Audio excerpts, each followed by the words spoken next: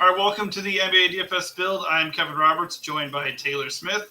We are here to break down the 8-game main slate at DraftKings. We'll be walking through each game, highlighting the best game environments, while also pointing you to the top plays and also some interesting values. If our breakdown helps you in any way, please give this video a like, and also for future alerts for future videos, go ahead and subscribe to the DFS build channel right here on YouTube. With that said, we do have an 8-game slate and lots to cover, so let's dive into it with the first game being between the Minnesota Timberwolves and the Washington Wizards. It is at Washington, but the Timberwolves are 11-point road favorites, which is not something you always see. 229.5 total, which can be attributed to Minnesota's studly defense, as well as Washington being utter ass. Taylor, this is obviously a bit of a dicey game, and I think I saw Mike Conley is questionable. But is there anybody starting with Minnesota that you like? Yeah, they all look a little cheap. It is the Wizards, who are one of those matchups we've been hitting all year. Towns obviously went nuke in the last game. Can't expect that again, but Washington does get crushed by bigs, particularly in the paint, though, which isn't really Towns' game. Should be a good spot for Edwards to basically get to wherever he wants, to do whatever he wants. Don't mind him for sub 9K. Conley at 35% ownership is really dicey to me. He's been playing decent minutes. He's starting. It is the Wizards, but he's not generally a guy that's going to kill you if you don't have him. And if he's going to be owned by a third of the field, don't mind coming in south of that, especially in the first game of the night. If he's out, I guess we're once again going to Nah, 4,200, not as easy the other night, but 30-ish minutes in that starting role. And I guess Kyle Anderson would be another viable value in the same range. Yeah, the blowout risk is real. I'm with you on Conley. If he's massive chalk and he's in, obviously, then I'll just go somewhere else. Not that he's a bad play, but it's probably going to be a housing here. And if he's coming at 40% owned, it just doesn't look good to me. Edwards and Cat and Rudy, all three of those guys look awesome. They project well. It's a smash spot. But even though we don't really like playing for blowouts, when you have 8 games on the slate, it's just this is the environment that I don't really like leaning hard into. That said, if Conley's out, I love Nah, and Kyle Anderson is also viable. So for the most part, I'm looking at the values here, but there's nothing wrong with playing Edwards, Rudy, or Cat. I think Gobert, I mean, the Wizards are like the worst rebounding team of all time. Yeah. And Gobert's been playing huge minutes. I mean, they did just lose at home to Charlotte the other night, so... Well, they lost 2 in a row, didn't they? Possibly. But losing at home to Charlotte just seems exceptionally noteworthy. So it is a big spread, but if the game is a 10-point game with 5 minutes to go, I assume the starters are still out there. So Gobert for sub 8K in a nuke spot for himself, I think, is really interesting. Yeah, I agree. I think he might be my favorite spend on that side of this game. Playing Cat, like it's such a good spot, and he's a good price, and he projects well, but it just feels a little bit chasey. I don't think he's going to go drop 76 fantasy points again, or whatever it was. So, yeah, for the most part, I'm probably just looking at the value here. On the other side are the Wizards, who obviously don't look that great because it's not a good matchup. But is there anybody here that you do like? Not really. Gafford's back, so Bagley is off the bench. Pretty limited minutes for him. Kuzma and Poole and Tyus Jones aren't like bad values, but given the matchup and the spread here, I don't really think getting cute with the Wiz on an 8-game slate is something I want to do. Nope, I have zero interest. Moving on, we have the Hornets visiting Detroit. This is a battle of 2 very evenly matched assy teams.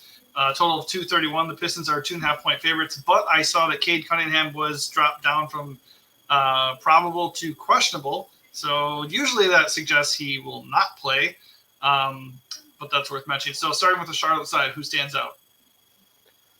Well, excuse me, Miles Bridges is the one popping the most, 7,600.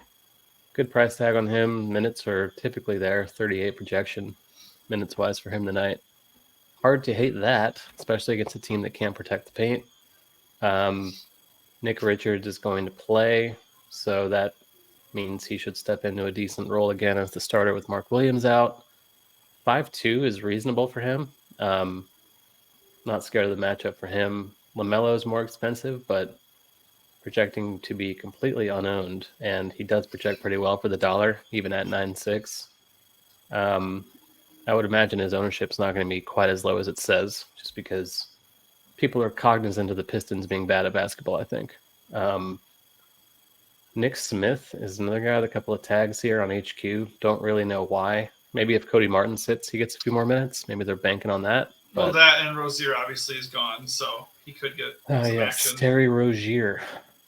Did forget about that. I think Brandon Miller looks interesting in the mid-range. Kind of chasey. He's been playing quite well lately, but the spot's good. They're underdogs against the Pistons, which is shocking. But there's a lot to like here, it looks like. You kind of hit it right on the head. I think I don't want to, regurgitate here and say everything you said. I will say Ball's price has come up, so he's just priced right, and his projection's obviously great. It's a good spot. I also don't expect the ownership to stay there. I probably would maybe go a little bit away from Miles Bridges just because he's looking chalky right now. The guy that stands out the most to me is actually, like you said, Brandon Miller. His projection isn't amazing, but I feel like that's a low projection. His minutes have been climbing. Rozier is gone. His role's increasing. So I think he looks like an underrated play here, and he's not projecting for like crazy ownership. I don't think I really would do the Nick Smith punt, but I see why he's there and drawing some interest. If Cody Martin's out, that looks a little bit more viable.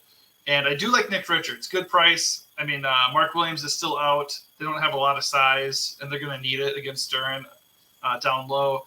So Richards at 5.2, that's another projection that feels a little bit light to me. So I do have interest in him. And honestly, obviously this is one of the rare cases where we can look at Hornets and Pistons and not fear a blowout, right? So yeah, I think Cody Martin is pretty interesting too. If he plays, room for 30-ish minutes, maybe more. Sure. Assuming he's in. Matchup really couldn't be better. Yeah, I would probably need him to start for sure. He wasn't starting previously, right? He was. Oh, he was. Okay, well, as long as he starts at 4-3, absolutely in play here. All right, on the Pistons side, we don't really know what's happening with Cade Cunningham. Even if he comes back, it was a knee thing that was keeping him out, so I don't know if he'd be at full strength in his first game, but he's obviously questionable. Do you like Cade here, and do you like any other Pistons? No, Cade's been out for a couple weeks. He went from probable to questionable, which is not ideal, and there's no way he's getting full burn after all that time off. So he is cheap, and it is Charlotte. So, it's not like he can't do damage at 7,800, but probably kind of a wait and see type thing. If he's out, we can go back to Jaden Ivey, kind of as the usage leader for that team with Cade off the floor. Jalen Duren's the one that stands out the most, though, just because Charlotte gets crushed by bigs every night, and Nick Richards being in does not make them any better. So pretty much Duren or bust, I think. From this side, I guess you could dust in Ivy if Cade is out. Yeah, I'll mention Bogdanović, too. If Cade is still out, he's going to still play 30 to 35 minutes and shoot at will. His projection doesn't make you excited, I guess, and he actually is carrying a little bit of ownership because of the matchup, and he's only 5.8K. But if Cade's out, there's the guys who are shooting are Duren, Ivy, and Bogdanović. So I have a little bit of interest there, but not necessarily going to force him in. Love Duren, good price, and Ivy is totally fine. Not in love with the projection, but the matchup is obviously awesome. Going away from a game that we could maybe have interest in stacking, let's go to Memphis against Miami. 10.5-point spread. Miami's obviously favored at home. Memphis is rolling out that skeleton crew with stalwarts like Luke Kennard and Xavier Tillman these days. So they're super appealing. That said, they actually offer a lot of value. So we should have a little bit of interest here, although blowout is definitely on the table. For the Grizzlies, who do you like? I think Conchar is the one that easily stands out the most. Famous last words. 4K flat. Kennard is questionable now. He got a midday downgrade, so they're pretty much out of guards beyond these guys and like Jacob Gilyard and Scottie Pippen Jr. So Conchar has a path of 30 plus, I think, even if Kennard is in. Kennard himself is fine. He's another like Mike Conley type that probably won't kill you if you don't have him. Especially against Miami, it's not a good spot at all. And then Triple J is the one that gets the most usage with all the other guys out. Big spread here and low total, but Jackson for 8-2 is still arguably underpriced for the role he's playing. Yeah, I think everybody is viable here. Obviously, Jaren Jackson Jr. is the best play, but I mean, nobody is overpriced at all for Memphis, nor should they be, just because they could get blown out on any slate.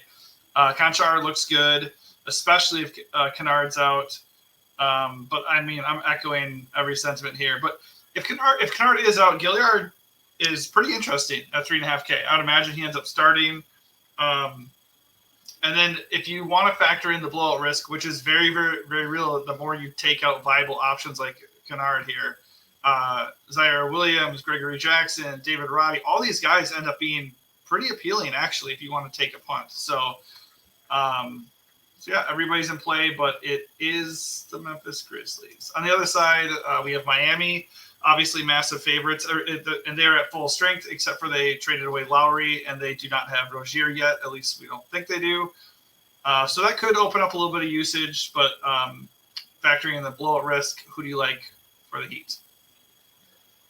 Well, oddly, the guy I'm getting to most now is Kevin Love, which is not a very fun feeling. 4K flat, center only, not typically my cup of tea, but excuse me, should see decent run off the bench. No Lowry usage could be there. Otherwise, it's really just Bam or nothing. Like Butler and Hero are a bit more expensive than they were a couple nights ago. Adebayo for 8.5, I think, is appealing, but center is a position with a lot of options, like Şengün, for example. Jalen Duren, we mentioned already, Clint Capella, Nick Richards. So not going to be focused very heavily on either side, or on the Miami side of this game, at least. Yeah, I'm not really that interested in Love, but I understand the logic. Not super into any of their main guys. They're totally fine. Obviously, it's a good matchup. The guy that actually stands out a little bit is going to be Caleb Martin. Obviously, Lowry leaving opens up some minutes here, and he already gets good minutes. His projection isn't amazing, but 5K on a slate that doesn't have a lot of comfortable value, I think he's a little bit interesting. Going to the next game, Cleveland at Milwaukee. This could be a bit of a shootout. Cavaliers have been involved in a lot of blowouts lately, and the Bucks just fired their head coach, so this is a very volatile situation. That said, the Bucks are only 7-point favorites at home, and it's a 236.5 total. So if this game stays close, it easily could end up being the game environment of the night. Starting with Cleveland, who stands out for you? So LeVert is questionable.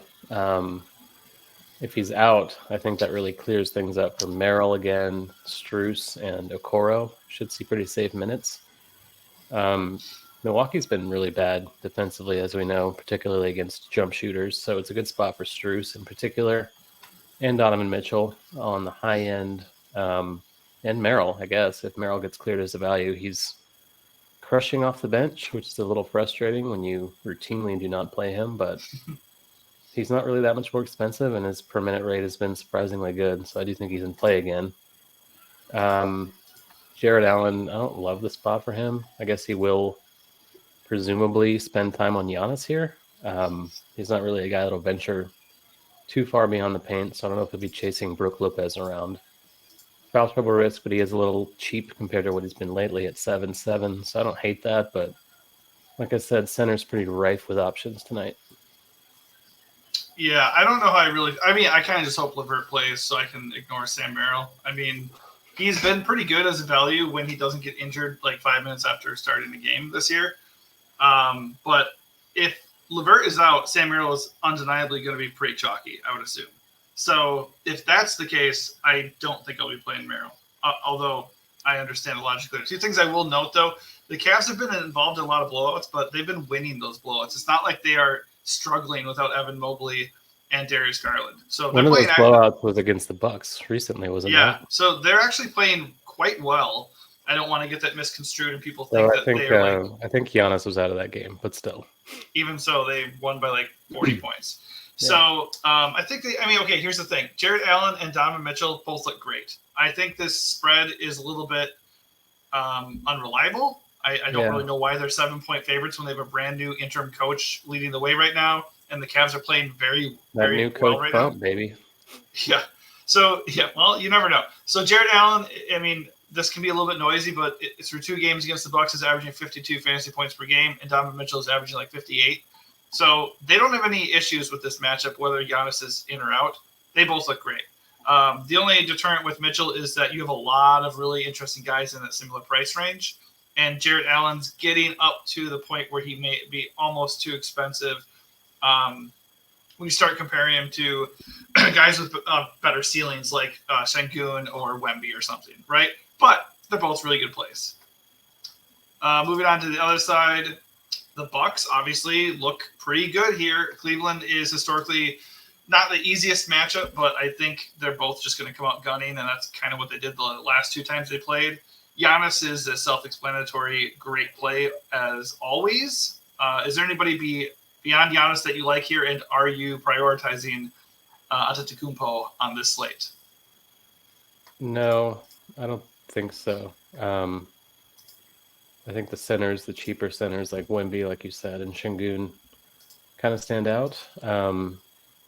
Houston in general looks like a pretty good source of mid-range value. I don't think paying all the way up for Giannis is bad, but it is not a good spot. And, 11K for Giannis against a team that can protect the paint is not nothing. Middleton and Dame not really dying to get there. I don't really think anything stands out, honestly.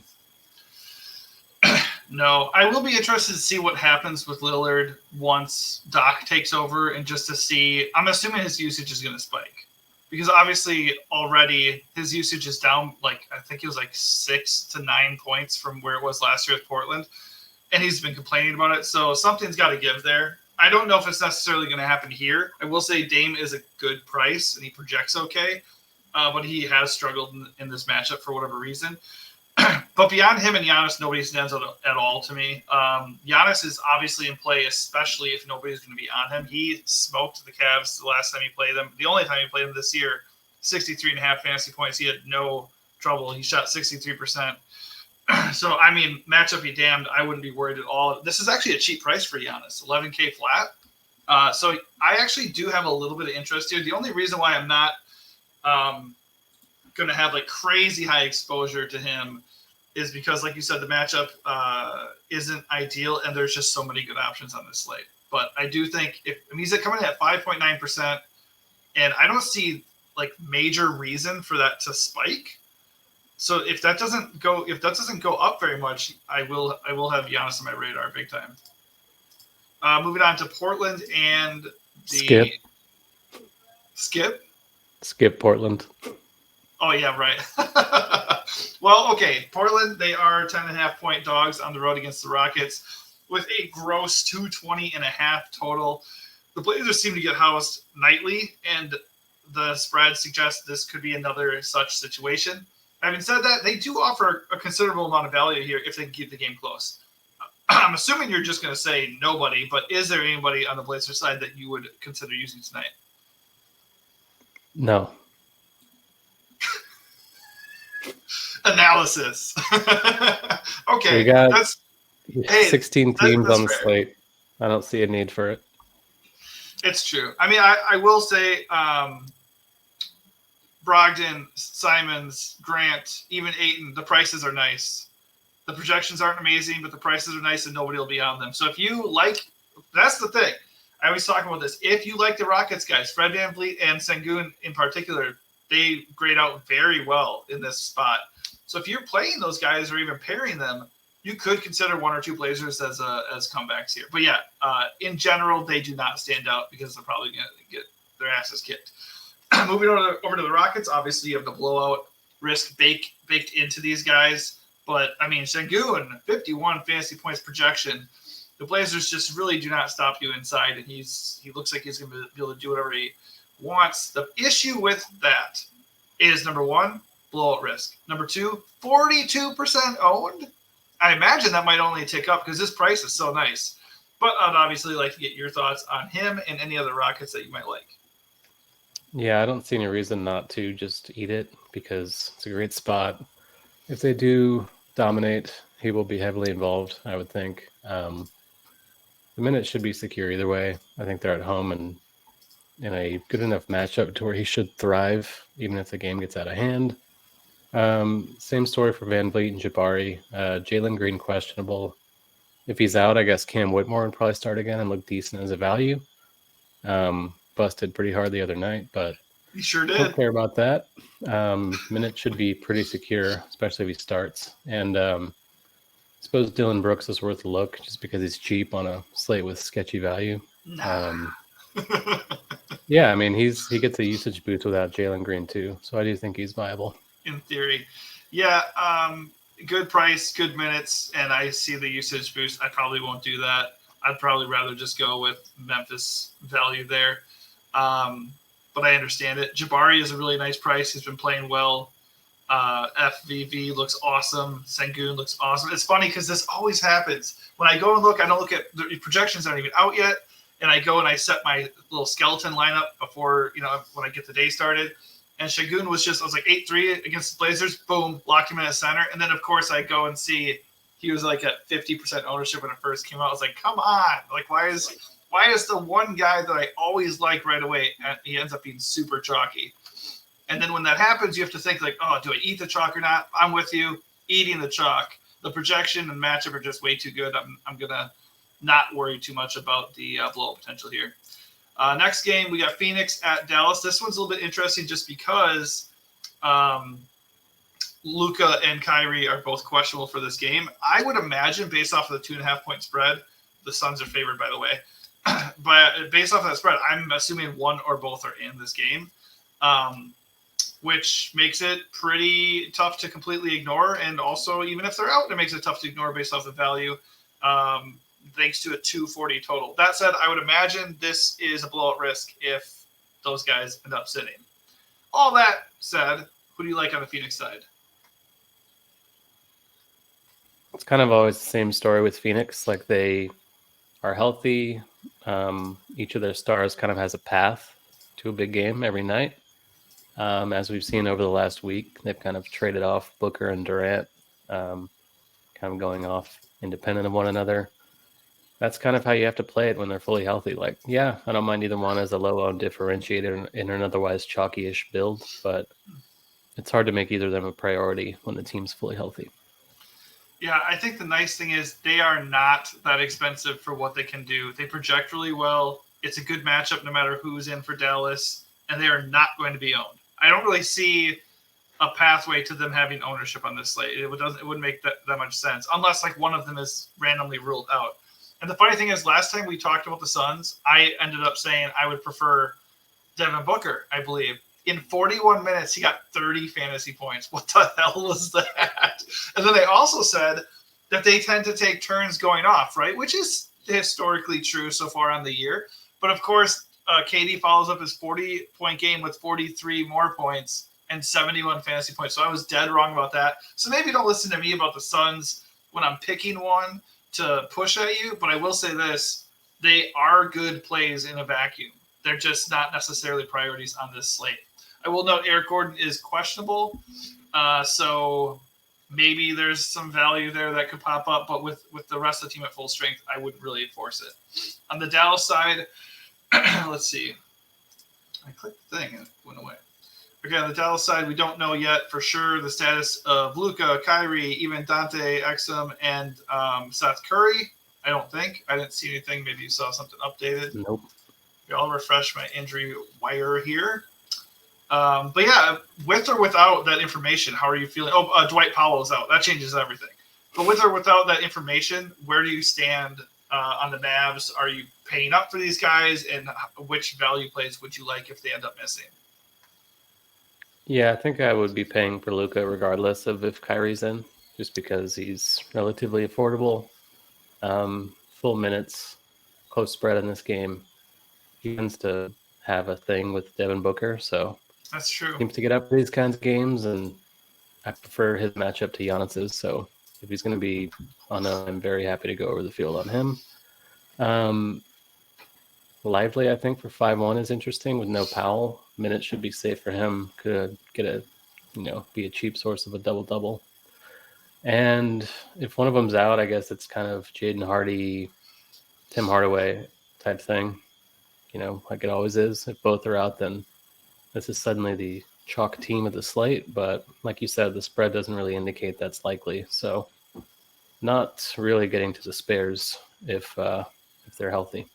No, and I'm with you. If Luka is in, and regardless of Kyrie's status, I'm really liking that dance between him and Giannis as being contrarian elite spends. Not that they're necessarily priorities, but that's very interesting. I will note, not that this is necessarily going to get replicated, but you're not wrong, man. Luka last game and only game against the Suns this year, 50 real points, 97.5 fantasy points. Yeah, he's got a thing for playing the Suns. That was on Christmas, wasn't it? I think so. So, I mean, you're not wrong there, man. It'll be interesting how the Dell situation unfolds, but something tells me we're going to want a Mav or two before the night is done. Heading over to the OKC San Antonio game. This game is in San Antonio with the Spurs at home as 8.5 point or dogs here. That's never fun. 8.5 point dogs at home. 242 total. So there's got to be a little bit of interest here. Starting on the Thunder side, who stands out? Really the same as last night, like the SGA, J-Dub, Chet trio looks cheap. SGA was obviously the big winner last night. Even better spot tonight against the Spurs on a back-to-back. So assuming they don't pull any rest shenanigans, I think getting to any of those three is perfectly viable. And as usual, I'm not really looking at anything else. I'm starting to sour on Chet a little bit. His price is awesome and his ceiling is awesome, but he just has not been getting it done lately. And then obviously a matchup with Wemby's length inside is a little bit scary. He can still get there. He's still a good play in theory, but I'm probably going to just wait until he gets it going. Jalen Williams' How many price points did Joel Embiid score the other night against Wemby? Yeah, well, they're not exactly the same player. And Embiid has been wrecking, and Chet has not. Chet has not been finding his shot lately. So it's not like I'm that matchup dependent that I'm scared off strictly because of Wemby. He just hasn't been getting it done. So I don't love gravitating towards guys who are like in a funk to some degree. Okay, like last night, if he didn't have 6 blocks, he would have had a really bad fantasy game. He did not, or was it last night or the other night? It was last night, right? Yeah, so he had 6 blocks, which totally saved his night. Let's see, what did he end up with? He had 36 fantasy points, which by no means is terrible, but you take those 6 blocks away, he doesn't even clear 30. So he took 6 shots all night. He took 8 shots the night before. His usage is not where it should be for me to be making him like a core play for right now. Jalen Williams is fine, but his price has come up a little bit, and it looks like he's going to get some ownership. So I don't know if I'm going to necessarily target him, but I mean, you said it. OKC guys are all in play. The Spurs are a dream matchup. On the other side, obviously, is the Spurs with Wemby. I assume you have some interest in Wemby because his minutes have ticked up slightly, and his price has come way down. He's only at 8.3 now, and he projects for 44 fantasy points. So to me, he looks like a great play. So how do you feel, and is there anybody else for the Spurs that you like? He is currently my highest owned player on the slate. He's 8,300. Pop said the minutes limit's coming off sometime soon. That might as well be tonight at home in a fairly big game for them against a contender, the best team in the West as things stand. So I'm willing to buy into that now. 26-minute projection, I think, is a little low. I think that should be closer to 30. But even if it is this low, he's projecting quite well for the $8.3 is just silly. The ownership's not going to be as low as it says, but even if he was 25, 30%, I would still be all over him tonight. I agree. I like him a lot. I like that his minutes are coming up, and it would be beautiful if we played him and all of a sudden he played like 36 minutes and he just had like a true blow-up game. I think we're in agreement that nobody else for the Spurs really stands out, although Trey Jones is a good price, but he's questionable. If he's out, is there anybody that you would feel good about playing here? I know Blake Wesley could possibly jump into the starting lineup. Sohan could maybe go back to point Sohan. Who would you use if Trey Jones is out? I guess it would be Sohan, but he's 6K, so it's not like we're getting a discount with him at this point. Yeah, I don't think none of the cheap guys, Branham, I don't think any of those guys would be really jumping out even in that scenario. Yeah, Branham's a little bit scoring dependent, and Wesley isn't good. So no, he's not. So there's that. All right, last game of the night is perhaps my favorite game environment. 6.5 spread with the Warriors. Wait, actually, are they the favorites here? I want to make sure they are. They are the favorites. Okay, as they probably should be because they're at home and there's no Trae Young here. Trae Young not being in this game is obviously pretty huge. Makes DeJounte Murray a core play for many. How are you feeling about the Hawks in general, and is Murray a lock for you? Not a lock, but I do have quite a bit of him as of now. I have a bit more Bogdanovic. I have about the same amount of Bay. So yeah, like among the teams, if you were to base my lineups based on which team I had the most exposure to, it's probably this team in Memphis and Houston right behind them. Yeah, you can even make a case for Kongwu, power forward center, 4-6 off the bench. Golden State, not a very imposing interior defense as well. I mentioned Capella earlier. He's 5'7". Good spot as a very low-owned mid-range center.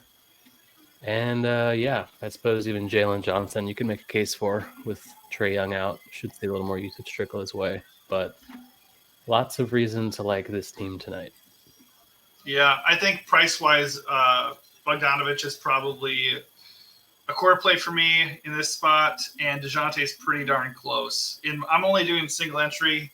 It's kind of what I usually do. And that means I'm creating one lineup. And right now I have DeJounte and Boggy together, and I don't see a reason to get away from that. Beyond that, Okongwu does look pretty interesting just because the value kind of sucks on the slate, but I'm hoping I can find something with a little bit more upside or savings. On the other side are the Warriors, who have missed their last two games due to the unfortunate death of an assistant coach. And obviously on the year they have been struggling mightily.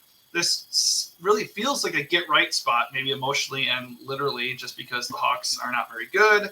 And neither are the Warriors, but hey, they're at home. So anybody on Golden State stand out as a priority for you here, or that you might like in GPPs? No priorities. Draymond is in for the first time in a while, I believe. I guess you could make a case for Klay Thompson kind of as a differentiator, mid-rangey guard forward type. Atlanta's a good spot. Give it up to shooters in particular, which bodes well for him. So don't hate that. Curry, I guess. Don't love Curry ever, though. So nothing really stands out. I am on the opposite side of the spectrum here for when it comes to Curry. I actually really like Curry here. This is a great spot, great DFS environment. His price is just fine. His projection is good, and nobody's going to be on him. So especially if you're going to eat the chalk of DeJounte and Bogdanovic, I love him as a run back. And also because we might have to take a stand here on some of these guys. So if you end up fading Şengün and Şengün gets that game blows out, paying up for Curry in place and maybe pivoting to Wemby, that could be a good strategy on this slate. So I like Curry. Some of the value could look good. Obviously, Chris Paul is still out, and Brandon Podziemski. Yeah, he is questionable. So if he's out, you could actually look at maybe Andrew Wiggins, Jonathan Kuminga getting more run. Guys like that could end up providing a little bit of value. But for me, it's just Curry or bust. I like the projection. I like that nobody's going to be on him. All right, so that does it for the game-by-game breakdown. Real quick, we're going to head over to our fade segment here. Only fade that I'm really looking at is probably Garrison Matthews. He's picking up some ownership just because there isn't any value on this slate for the most part. His ownership isn't crazy, 20%, but yeah, it is. I'm just saying compared to like Şengün, who's like double the ownership. But yeah, but he's Garrison Matthews. 20% at 3.3K. I don't like it because he's incredibly scoring dependent and he is very streaky, and he's Garrison Matthews. So I'll be fading the crap out of that and just getting a different value. I don't see anybody else that I have to fade, but like I said, if you go to somebody like Curry, who's going to be unowned, or like one of the Suns guys that we talked about, that could be a good reason to maybe fade a super chalky Şengün, and then if that game blows out, that might be a good idea. I don't want to fade Şengün. I think it's good chalk. But that is one way to go about it. Also, Conley, like you said, I agree with that. Even if he plays, or if he plays, I'm not paying for 35% owned Conley. Yeah, I was going to say Conley is mine. I don't need to get to that on this slate. Maybe Sadiq Bey too. A little bit owned for a guy I like Bey a lot. Huh? I like Bey a lot. He's too cheap for the minutes. I like him just fine, but if he's going to be very owned, I think he's somebody I might not gravitate towards. On the pick side, here are my top 3 picks for the slate: DeJounte, Şengün, and Curry. There's like a bunch of other guys who've gone through them that we both like, but who is your top 1, 2, or 3 guys here that you're going to have in the majority of your lineups? Wemby number 1, Bogdanovic number 2, and David Roddy number 3. Yep, I like Roddy a lot. I think getting 1 or 2 of those Memphis spares, especially if Kennard is out, makes a lot of sense.